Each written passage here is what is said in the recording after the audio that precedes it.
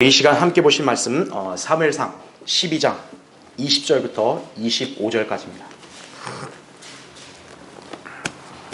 자, 제가 받들어 읽겠습니다. 사무엘이 백성에게 말하기를 두려워 말라. 너희가 이 모든 악을 행하였으나 주를 따르는 데서 돌이키지 말고 내 마음을 다하여 주를 섬기라지. 너희는 돌이키지 말라. 돌이키면 너희는 헛된 것들을 좇을 것이나 그것들은 유익을 줄 수도 구원해 줄 수도 없나니 이는 그것들이 헛됨이라.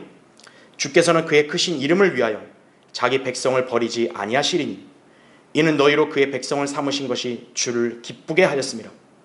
또 나로서는 결단코 너희를 위하여 기도하기를 그치므로 주께 대하여 죄를 범하지 아니하며 내가 선하고 의로운 길을 너희에게 가르치리니 너희는 주께서 너희를 위하여 얼마나 큰 일을 행하셨는가지를 생각하고 오직 주를 두려워하고 너희 마음을 다하여 진리로 그분을 섬기라. 그러나 만일 너희가 여전히 악하게 행하면 너희와 너희 왕이 다 진멸되리라고 하더라. 이렇게 말씀하고 있습니다. 오늘 거기 본문 24절에 나온 대로 진리로 그분을 섬기라, 이런 제목으로 여러분에게 이제 말씀을 전하겠습니다. 인간이 지니고 있는 보편적인 신념은요, 아마도 지성이면 감천이란 말이 아닐까 싶습니다. 이러한 신념이 작금의 기독교계에 그대로 유입되었습니다. 오늘날 기독교계는 하나님을 섬긴다는 명목으로 각종 사회 봉사에 전념하고 교회 생활에 충실히 임하며 자기의 모든 소유와 시간을 교회에 바치기까지 합니다. 그들의 열성적인 행보를 보면 정말로 하나님을 잘 섬긴다는 정말 착각에 빠질 만하다고 볼 수 있습니다. 그런데 문제는 이들의 섬김은 지식이 결여된 육신적인 열성과 종교심일 뿐이라는 것이, 주님은 인간의 육신적인 발상이 아닌 성경적 원칙을 인정하십니다. 이것이 바로 진리로 행하는 것이. 왜 진리가 중요할까요? 하나님은 반석이시며 그분의 역사는 완벽할 뿐만 아니라 그분의 모든 길이 공의이시고 그분은 진실하시고 악이 없으신 하나님이시며 의로우시고 정직하시죠? 신명기 32장 4절에 나온 말씀대로. 반면에 인간은 어떨까요? 완벽하지가 않아요. 그리고 인간은 진실하지가 않습니다. 그래서 진리가 중요한 거예요. 폴 레빈이라는 복음 전도자가요, 당신은 진실하지만 틀렸을 수도 모릅니다 라는 전도지를 배포한 적이 있었습니다. 그러니까 뭡니까? 사람들 가운데는 성실하고 진실한 사람들 의외로 많아요. 그렇죠? 그런데 그게 다 옳다는 게 아니에요. 자신의 믿음이 제 아무리 진실하다고 해도 인간은 결코 진리일 수가 없는 것이. 따라서 하나님께서는 인간의 자의적인 열성이 아닌 진리를 강조하신 것입니다. 진리란 하나님의 말씀이요 예수 그리스도이십니다. 아버지의 말씀은 진리이다, 이렇게 요한복음 17장 17절에 기록되어 있죠.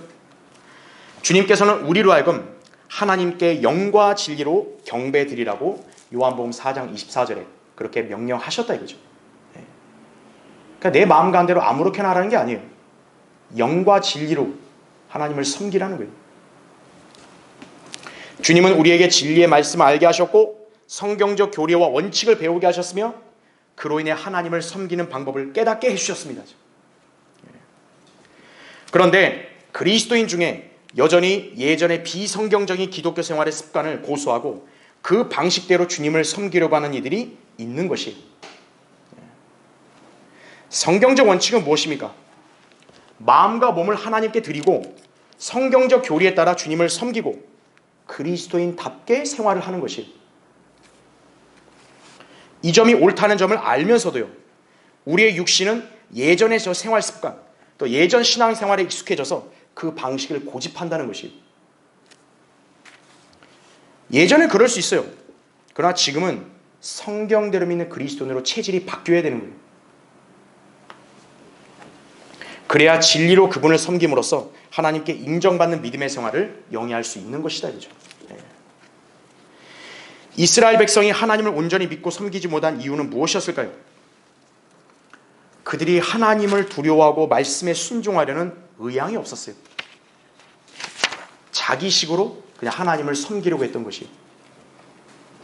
그들의 마음속에 하나님이 아닌 다른 우상들로 가득 채워진 상태에서 하나님을 믿는 채 했고요. 그 결과 그들은 우상 숭배하는 이방인들과 같이 되려는 심산으로 인간 왕을 요구했던 것이. 이에 하나님께서는 그들의 요구가 큰 죄악임을 사무엘을 통해 경고해 주셨던 것이다. 그죠? 단순히 인간왕을 구했다. 그게 지금 잘못된 게 아니에요. 그들이 하나님을 거부하려고 했다는 거예요. 하나님의 백성으로 독특하게 살기 싫다 이거예요. 그 옆에 있는 우리 이방인들과 같이 살고 싶다 이거예요. 그래서 사무엘을 통해 하나님께서 경고하신 거예요. 너희는 악을 행했다 이거예요. 그러자 이스라엘이 두려워 떨고 있을 때 사무엘은 다시금 그들을 향해 하나님을 두려워하고 진리로 그분을 섬기라고 당부하고 있는 것이다 이거죠. 오늘 본문은 이스라엘의 상태를 적시하면서 하나님을 섬기는 요령을 알려주고 있습니다. 주님을 믿고 경배하며 섬기는 일을 자기 원하는 대로 하게 되면요, 그건 헛된 것이에요. 마음을 다하여 주님을 믿어야 한다 이거죠. 그리고 그 마음에 따라서 진리로 그분을 섬겨야 합니다. 이것이 성경적 원칙이에요. 자기 만족을 위해서 뭐 하나님을 믿겠다는 거, 그거는 하나님의 기준의 빵점이에요. 그런 사람들이 저 일반 대다수의 교회에 다 포진되어 있는 거예요. 이스라엘 백성처럼 진리를 배제하고 가식으로 주님을 섬기려고 하면 그것은 잘못된 신앙임을 유념해야 합니다. 여러분은 진리로 그분을 섬겨야 한다 이거죠. 오늘 설교의 주제는 하나님을 온전히 믿고 섬기려면 이거예요. 그냥 대충 하나님 믿고 섬기는 게 아니에요. 하나님을 온전히 믿고 섬기려면 이거예요. 첫 번째로 내 마음을 다하여 주를 섬기라 이렇게 명령하신 거예요. 오늘 여러분 거기 20절 21절 한번 보세요. 사무엘이 백성에게 말하기를 두려워 말라. 너희가 이 모든 악을 행하였으나 주를 따르는 데서 돌이키지 말고 내 마음을 다하여 주를 섬기라. 너희는 돌이키지 말라. 돌이키면 너희는 헛된 것들을 쫓을 것이나 그것들은 유익을 줄 수도 구원해 줄 수도 없나니 이는 그것들이 헛됨이라 이렇게 말씀하죠. 이스라엘 백성의 문제는 종교의식이나 믿음의 고백이 아닌 마음의 문제였습니다. 여호수아는 자기 동족의 그런 실상을 일찍이 알고 그들을 향해 강력한 경고와 도전을 던졌어요. 여호수아 24장 14절에 이렇게 말씀합니다. 그러므로 이제 주를 두려워하고 성실과 진리로 그분을 섬기라 하죠. 너희 조상들이 하수 저편과 이집트에서 섬겼던 신들을 버리고 너희는 주를 섬기라 이렇게 여호수아가 강력하게 이렇게 경고하고 있죠. 그러자 이스라엘은 그분을 섬기겠다고 막 공언을 했어요. 그런데 사실 그들은 주님을 섬길 의지가 없었습니다.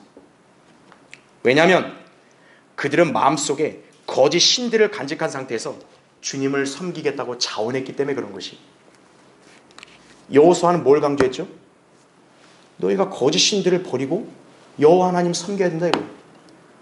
그런데 그들은 거짓 신들을 버리겠다는 말을 일절 안 하는 거예요. 야 주님 섬길게요. 주님 섬길게요. 이거죠. 이 때문에 여호수아는 그들에게 너희가 주를 섬기지 못하리니 그렇게 단정해 버렸어요. 너희는 주님 못 섬겨 이거예요. 그들이 주를 버리고 이방 신들을 섬길 것을 미리 예고했다 이거죠. 여호수아 24장 19절부터 22절. 왜 그들이 그렇게 단호하게 하나님 앞에서 결심했는데 여호수아는 그걸 부정했을까요? 간단해요. 그들 안에 있는 거짓 신들과 우상들을 버리지 않은 채 그냥 하나님만 믿겠다고 입으로 그냥 고백했기 때문에 그런 것이. 결국 이스라엘은 여호수아가 죽은 이후에 금세 하나님을 버리고 이방 신들에게 돌이키는 배교를 자행했던 것이. 그로 인해 하나님의 말씀인 율법도 잊어버리게 되죠. 급기야 하나님의 독특한 백성의 지위를 경시하고 이방인들처럼 되고픈 그런 열망에 사로잡히게 된 것이. 그리하여 이들이 하나님의 통치를 거부하고 사무엘에게 마침내 인간 왕을 요구했던 것이, 우리는 하나님의 통치를 받고 하나님의 인도함 받는 게 싫다 이거예요. 거추장스럽다 이거예요.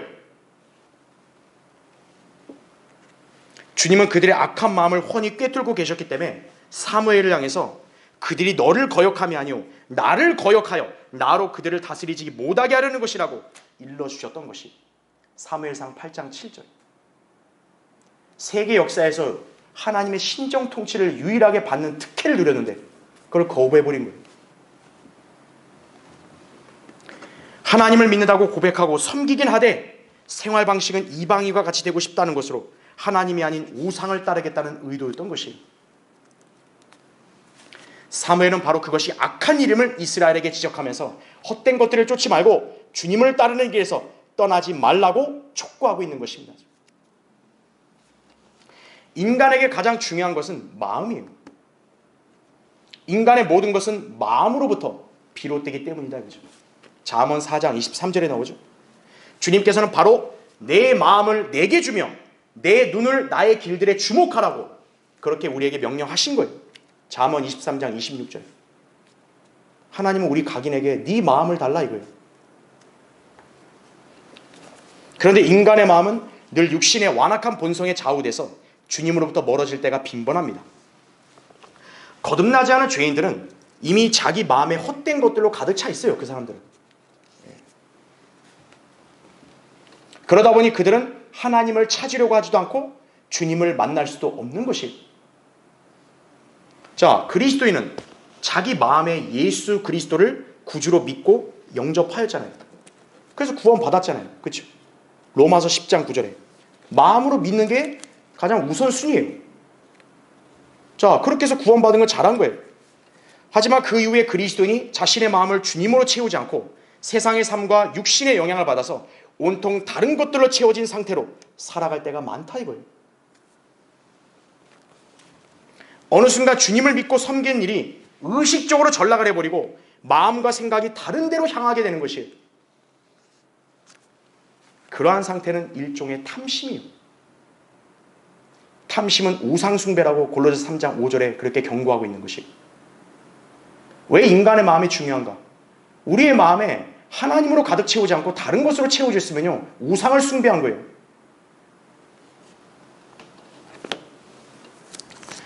이스라엘 백성은 겉으로 전혀 하나님을 믿지 않겠다고 말한 적이 없어요. 여러분, 이스라엘 백성이 하나님 안 믿어요 이렇게 얘기한 것 같으세요? 그러나 그들의 마음은 이미 하나님으로부터 멀어져 있었어요. 그리고 헛된 것들로 가득 채워져 있었어요. 그들이 과연 하나님을 온전히 신뢰하겠습니까? 그들의 실체가 언제 드러나는 줄 아십니까? 위기의 순간에 나타나는 거예요. 마음은 하나님으로부터 떠나 있고 입으로만 고백한 사람은요, 위기의 순간에 실체가 나오는 거예요. 평안한 상태에서 누가 하나님을 부인하겠어요? 시키지 않아도 누구나 할렐루야 그러는 거예요. 자기 마음을 다하여 주님을 섬기지 않는 사람은요, 위기나 시련이 닥쳤을 때 자기 육신과 다른 사람들을 의식하고 의지하려고 하는 거예요. 이에 대해 주님은 엄중히 이렇게 경고하셨어요. 사람을 신뢰하는 사람과 육신을 그의 무기로 삼는 사람과 그의 마음이 주로부터 떠나는 사람은 저주를 받으리라. 그는 사막의 히스나무같이 되어 좋은 일이 오는 때를 보지 못하고 광야와 소금 땅과 사람이 살지 않는 바싹 마른 곳들에 거하리라. 이렇게 말씀하고 있는 거예요. 여러분, 사막의 히스나무가 어떨 것 같으세요? 완전히 피폐한 거죠. 마음이 주로부터 떠난 사람입니다. 예수 그리스도께서 신약 성도들에게 주신 첫째 계명이 무엇입니까? 여러분 너무나 잘 알죠? 마가복음 12장 30절에 너는 내 마음을 다하고 혼을 다하고 생각을 다하고 힘을 다하여 주 너의 하나님을 사랑하라 이거예요. 여기에는 입으로 사랑하란 말이 없어요. 하나님은 입으로 떠드는 걸 그렇게 썩 좋아하는 건 아니에요. 마음을 다하면은 입의 고백은 자연스럽게 나오는 거예요. 마음이 주님이 아니라 다른 것들로 채워져 있으면요, 하나님 보시기에 헛된 자에 불과하다 이거죠. 아무리 외향적으로 하나님을 믿는 신앙생활을 한다고 해도요, 마음이 주님과 진리에서 멀어졌다면 소용없어요. 성도의 마음은 주님으로 채워져 있어야 돼요. 그것이 경배자의 자세입니다. 여러분, 경배의 정의가 뭔지 아세요? 내 마음과 생각을 하나님으로 가득 채우는 게 경배예요. 다른 게 경배가 아니에요. 그리고 주님을 온전히 사랑해야 합니다. 그 사랑의 증거는 다름 아닌 그분의 말씀을 지키는 것이라고 요한복음 14장 23절에 그렇게 말씀하고 있다는 거죠. 이러한 원칙에 따라 여러분이 말씀을 묵상하고 공부하며 실행할 때 주님을 성실과 진리로 섬길 수 있는 것임을 잘 알아야 한다 이거죠.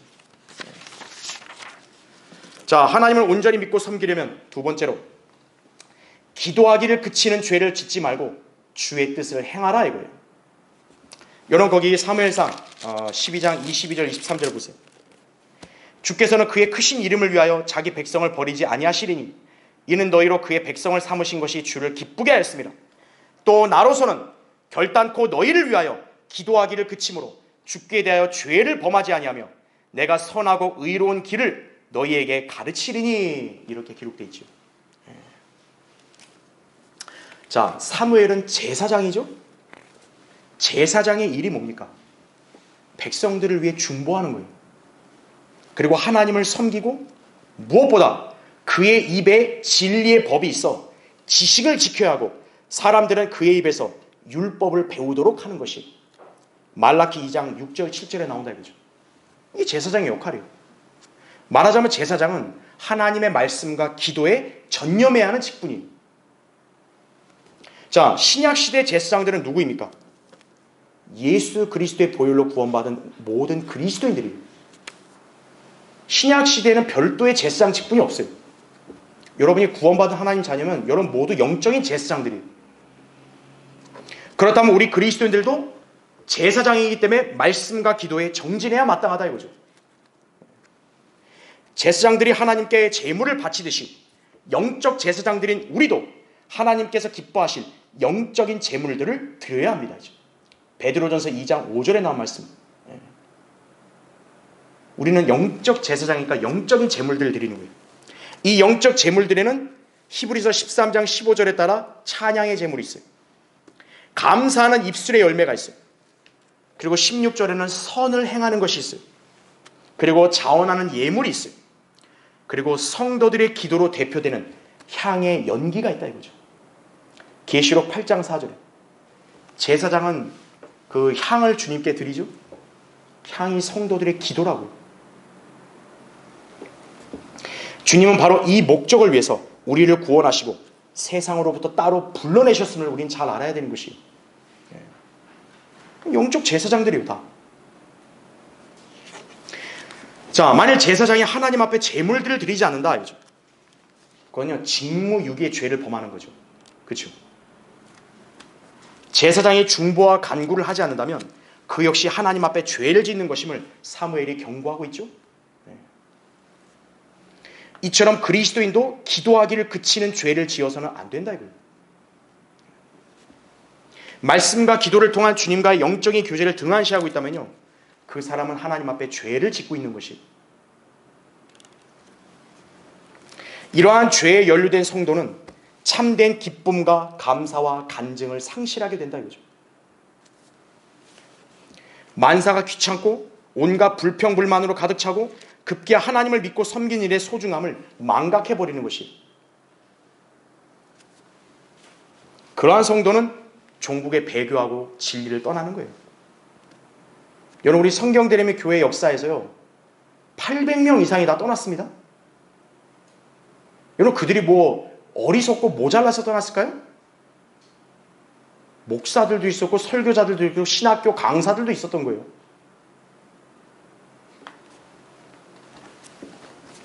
왜 그럴까요? 영적으로 변질돼 버린 거예요.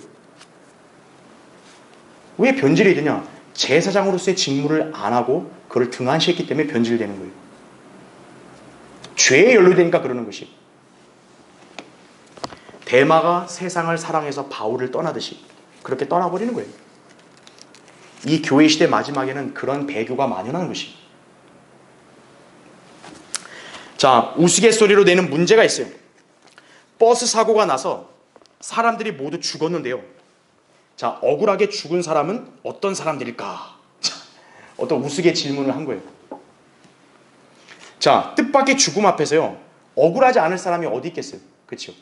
그런데 이 질문에 특별히 세 경우의 답이 있다고 합니다.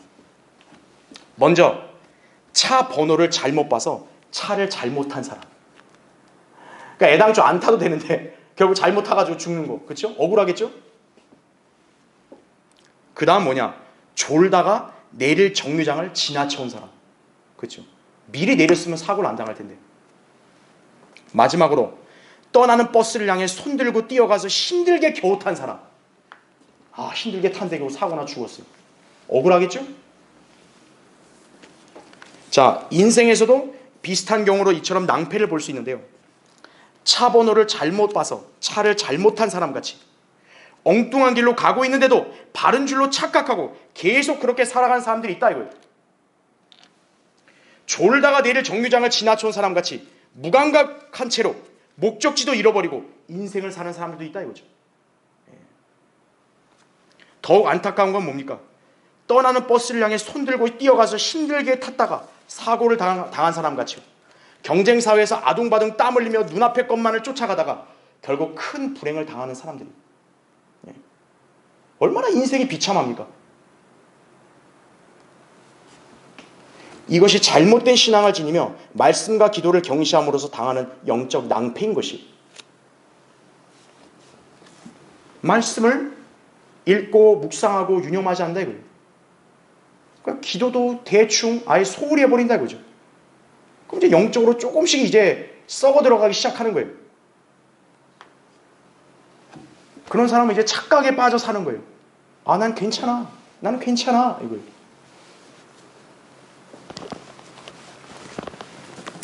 그리스도인이 영적으로 침체를 겪지 않으려면요, 하나님의 뜻이 무엇인지를 분별하고 그대로 행해야 돼요. 이를 위해 필요한 것은 바로 시간을 사서 얻어야 하는 것이. 자, 여러분 찾아볼까요? 에베소 5장 한번 보십시오. 거기 15절부터 17절 볼게요. 그러므로 너희가 얼마나 정확히 행하고 있는지 주의하라. 미련한 사람같이 행하지 말고 현명한 사람같이 행하여 시간을 사서 얻으라. 이는 그 날들이 악하기 때문이니라. 이로 인하여 너희는 어리석게 되지 말고 주의 뜻이 무엇인지 이해하라. 이렇게 말씀하고 있는 거죠. 사람이 미련하게 살면 안 되죠.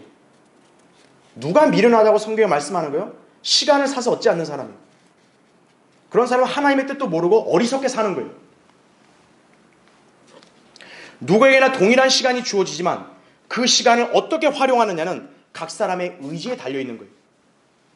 자기 일이 바쁘다거나 피곤하다거나 자기 성격이나 습관을 핑계로 말씀을 읽고 공부하며 기도하는 일을 소홀히 하면요, 그 사람은 하나님의 뜻을 어기는 죄를 짓고 있는 거예요.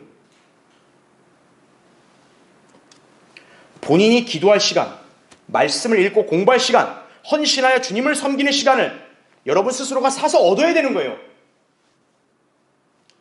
여러분이 매달 일해서 월급을 받든 사업적인 소득을 얻든, 여러분 돈 생기면 그냥 아무렇게나 놔두나요? 다 계획을 써서 쓰잖아요. 시간은 마찬가지예요. 아, 나는 시간이 없다고. 하나님 앞에 그런 핑계는 누구도 못 대는 거예요. 여기서는 우리에게 명령하시잖아요. 미련한 사람같이 행하지 마라 이거예요. 시간을 사서 얻으라 이거예요. 사서. 우리 그냥 공짜로 주어지는 게 아니에요. 매일 24시간의 시간을 여러분은 그것을 하나님 앞에서 현명하게 써야 되는 거예요. 여러분이 제사장이면 제사장의 직무를 수행할 시간을 써야죠. 말씀을 읽고 기도하는 시간, 하나님을 섬기는 시간 써야죠. 자기 생활 패턴이 있겠지만요, 중요한 것은 말씀과 기도, 사역에 동참, 헌신하는 시간을 반드시 짜서 하나님께 드려야 한다는 것이에요. 그래야 죄를 짓지 않는 거예요, 그 사람이. 그래야 그 사람이 믿음을 지키는 거예요. 자, 여러분, 성경에서 기도하는 것은 하나님의 명령입니다. 그리스도인은 주님의 명령에 순종하는 것이 주님의 뜻이죠. 골로새 4장 2절에 하신 말씀이 꾸준히 기도하고 감사함으로 기도에 깨어있으라 말씀한 거예요. 근데 꾸준히 기도도 안 하고 감사하지도 않는다. 그건 하나님의 뜻을 어기는 거예요. 자, 이렇게 살기 위해서 주님은 외부 사람들에게는 지혜로 행하여 시간을 사서 얻으라. 골로새서 4장 5절에 그렇게 명령하신 거예요. 그리스도인이 저 바깥 사람들에게 휘둘리고 살면 안 돼요. 세상 풍조에 편승해서 거기에 이끌리고 살면 안 돼요. 시간을 사서 얻으라는 거예요. 지혜롭게 행해서. 그래야 여러분이 사무엘의 결단처럼 기도를 그치는 죄를 짓지 않는 거예요. 주의 뜻을 행하게 됨을 우리가 잘 알아야 된다 이거죠. 자, 하나님을 온전히 믿고 섬기려면 세 번째로 주를 두려워하고 진리로 섬겨라 이거죠. 다시 여러분 사무엘상 12장 24절 25절 보세요. 너희는 주께서 너희를 위하여 얼마나 큰 일을 행하셨는지를 생각하고 오직 주를 두려워하고 너희 마음을 다하여 진리로 그분을 섬기라. 그러나 만일 너희가 여전히 악하게 행하면 너희와 너희 왕이 다 진멸되리라고 하더라 이거죠. 이스라엘 백성은 이 경고를 유념해야겠죠. 그렇죠? 인간이 하나님과의 관계에서 우선적으로 지녀야 될 자세는 하나님을 두려워하는 것이, 주를 두려워함이 지혜와 지식의 시작이기 때문에 그런 것이 잠언 9장 10절에 나오죠. 하나님을 두려워하지 않는 사람은요, 사람을 두려워하게 돼 있어요. 그 사람의 지각은 어떤 줄 아세요? 어두운 상태에 빠지는 거예요. 여러분, 사람을 두려워하고 세상을 두려워하면요, 그 사람 깜깜한 거예요.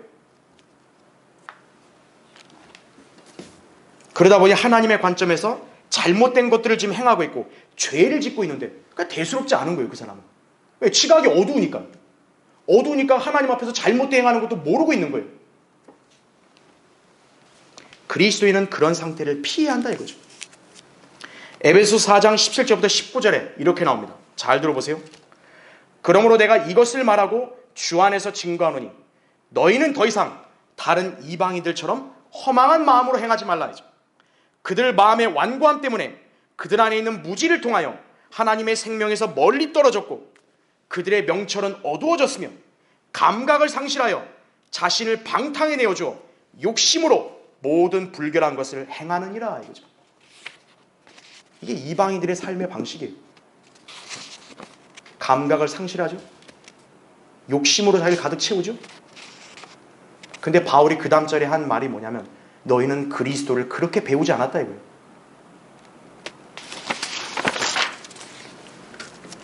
우리는 진리를 배운 성도로서 결코 어두운 지각을 지니고 살아서는 안 됩니다. 하나님께서 성도에게 요구하는 것은 우선적으로 두려움으로 그분을 섬기는 거예요. 내가 마치 하나님 앞에서 뭘 된 것처럼 그냥 섬겨볼게요 이런 게 아니에요. 우리 모두는 하나님을 두려움으로 섬겨야 하는 거예요.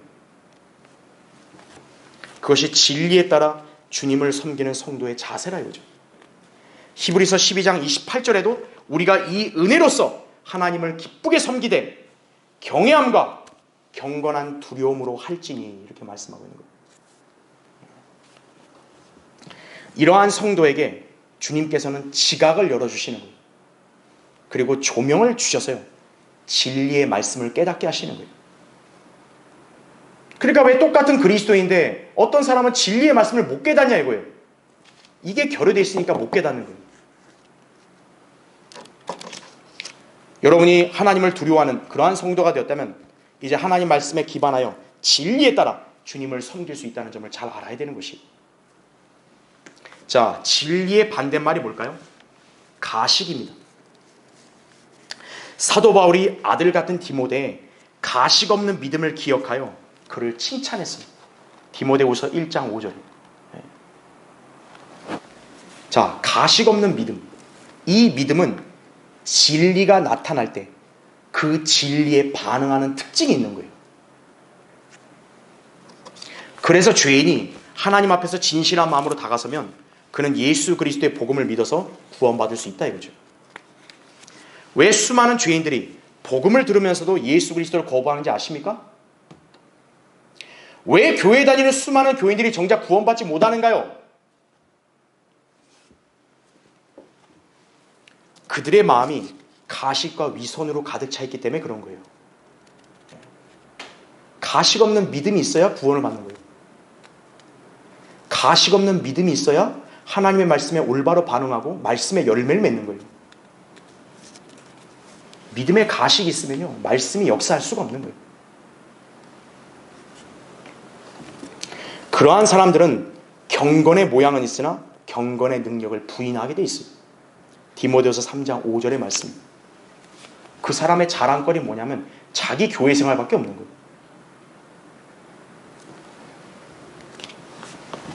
이러한 사람들은 자신의 가식을 가리기 위해서 그토록 교회 생활에 열심을 내어 자신을 가장하는 거예요. 여러분, 왜 일반 기독교인들이 저렇게 교회 생활에 아주 목을 매겠어요? 자기들의 그런 위선과 가식적인 믿음을 가려야 되거든요.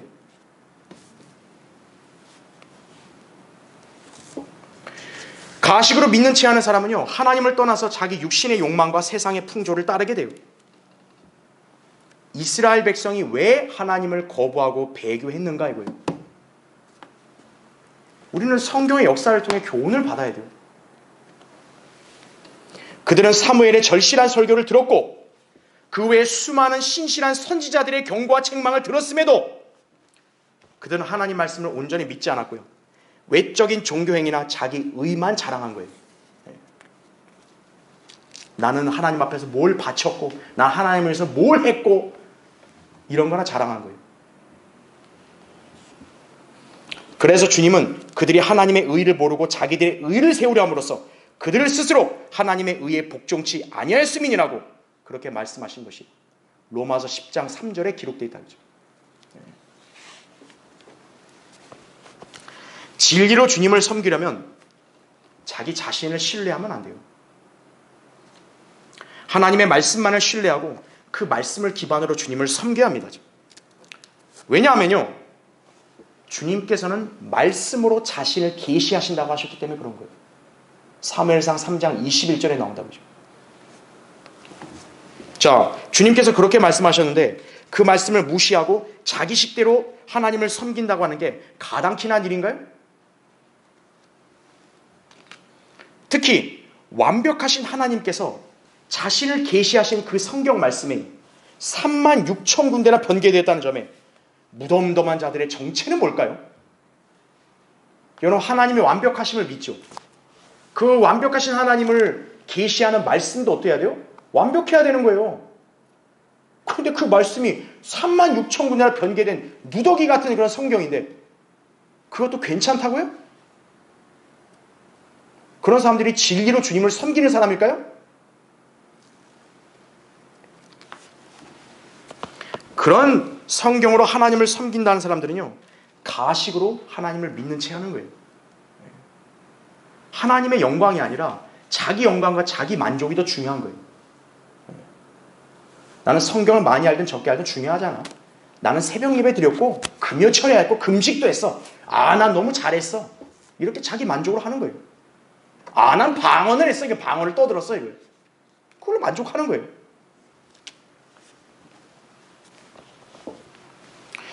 여러분은 현재 바른 성경에 기록된 대로 주님을 섬기고 있습니까? 성경의 명령을 애써 지나치고 자기 마음에 드는 말씀만 보고 마치 그것으로 자신이 주님을 섬기고 있다고 여기십니까? 그런 사람의 믿음 역시 가식이에요. 성경의 어떤 말씀이 자기 의견과 성향과 습관에 안 맞는다고 해서 그것을 지나쳐버리고 자기가 믿고 싶은 것만 골라서 믿는 사람, 그런 사람은 진리로 주님 섬기는 거 아니에요. 하나님을 이용하는 거죠. 사무엘은 너희는 주께서 너희를 위하여 얼마나 큰 일을 행하셨는지를 생각해야 함을 역설을 했습니다. 24절을 했죠. 말하자면 성도는 주님께서 행하신 위대한 일을 간증해야 된다는 것이. 그런데 진리로 주님을 섬기지 않은 사람이 주님의 놀라운 역사를 무슨 수로 간증하겠어요? 그렇죠? 기도하지도 않고 시련 가운데서 감사하지도 않고 기뻐하지 않은 성도가 어떻게 주님을 증거하고 주님께 영광을 돌리죠? 하나님이 큰 일을 하신 게 아니잖아요. 여러분 스스로가 하나님의 영광을 지금 가리고 제한시키고 있는 게 아닌가 늘 돌아봐야 되는 거예요. 우리는 진리로 주님을 섬겨야 돼요. 우리 자신의 어떤 생각대로가 아니라 진리의 말씀에 따라 주님을 섬겨야 돼요. 그럴 때 여러분이 주님께서 베푸신 은혜와 진리의 말씀의 소중함을 항상 생각할 수 있는 것이에요. 그런 사람의 간증이 힘이 있는 거예요. 그걸 기억해야 합니다. 자, 결론을 맺겠습니다. 인간의 생각과 하나님의 생각은 다릅니다. 자, 그럼 누구의 생각이 더 높죠? 하나님의 생각과 마음이 높죠.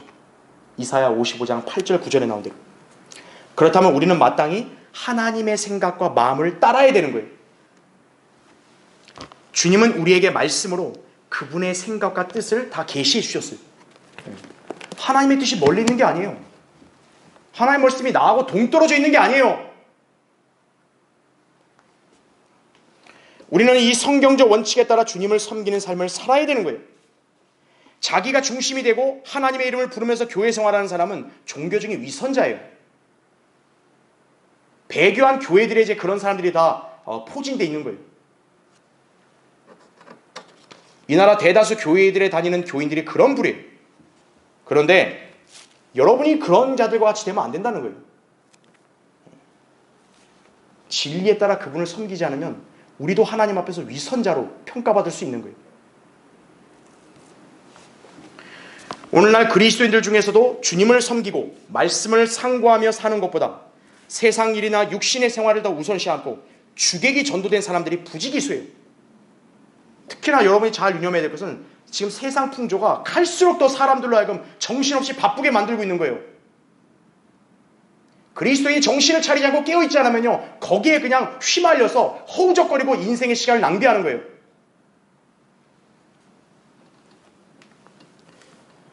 심지어는 성경의 진리를 알려고 하지도 않고 형식적인 의무감으로 믿음 생활을 하나의 종교나 신앙으로 간주해버리기까지 하는 거예요.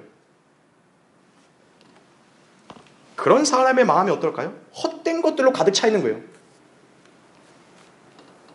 하나님이 그 사람에게는 안중이 없는 거예요. 지금 하나님 믿는 게 중요한 게 아니에요. 지금 나에게 당면한 일이 더 중요하죠. 나 지금 정신없어 바빠요. 이렇게 하면서 설설 하나님과 멀어지는 거예요.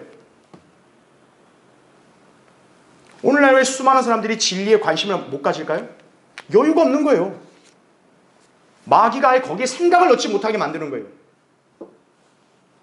여러분이 그런 마귀의 술책에 걸려들면 안 된다는 얘기예요. 그렇게 되면 하나님을 두려워할 수 없고 진리로 섬길 수 없다 이거죠. 자, 우리 그리스도인은 하나님께서 택하신 독특한 백성이요 거룩한 민족임을 우리는 기억해야 한다 이거죠. 자, 여기 사무엘이 얘기한 대로 하나님은 비록 이스라엘 백성이 악해도요, 하나님이 그 이스라엘 민족을 백성으로 택한 거를 기뻐하시고 후회하지 않으신다고 그랬어요. 마찬가지로 주님은 여러분을 선택하신 것을 결코 후회하지 않으세요. 여러분을 사랑하고 또 여러분을 버리지 않아요. 하나님은 절대로. 다만 여러분이 먼저 주님을 떠나면 그때 문제가 되는 거예요. 진리에 대한 어떤 열망, 하나님을 향한 사랑 식어졌다. 그럼 여러분이 문제인 거죠. 하나님의 문제가 아니에요. 이것을 예방하기 위해서 늘 우리는 마음을 주님으로 가득 채워야 돼요. 지금 여러분 마음과 생각이 뭐로 채워져 있는가 한번 자문해 보세요. 한번 점검해 보세요.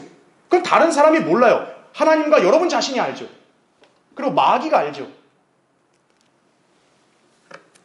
성도의 마음을 주님으로 채우고 주님을 사랑하고 말씀과 기도로 주님과 교제하고 진실한 마음으로 성경적 원칙에 따라 그분을 섬겨야 한다 이거죠. 그럴 때 주님은 여러분의 믿음을 인정하시고 또 그 믿음에 대해서 풍성하게 보상해 주신다는 것을 항상 기억하시기 바랍니다.